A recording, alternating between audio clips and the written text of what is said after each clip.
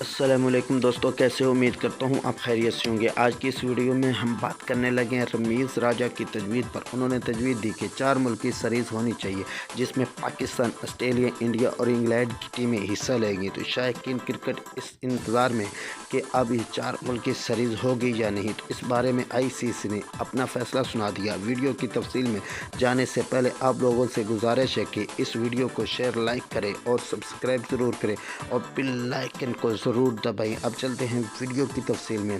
International council ICC نے کہا ہے کہ 4 ملکی سیریز کے بارے میں رمیز راجہ سے ابھی تک ہماری کوئی بات نہیں ہوئی۔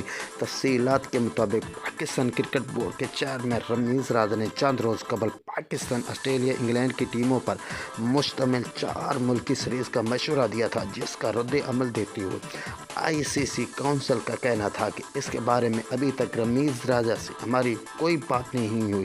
اس بات چیت سے ہمیں یہ معلوم ہوا کہ ICC کا کہنا ہے کہ ان کو یہ بات تو پہنچی ہے، لیکن ابھی تک اس کا کوئی فیصلہ نہیں سنایا گیا۔ دوستو، امید ہے کہ رمیز راجہ اس بارے میں ICC بات کریں گے اور شاید کہ اس کا کوئی حل نکل آئے اور 4 ملکوں کے درمیان یہ سیریز ہو جائے۔ اگر ہماری ویڈیو آپ کو اچھی لگی ہے تو اس کو سبسکرائب کریں، شیئر کریں، لائک کریں اور بیل آئیکن کو دبانا نہ بھولیے گا۔ بہت شکریہ۔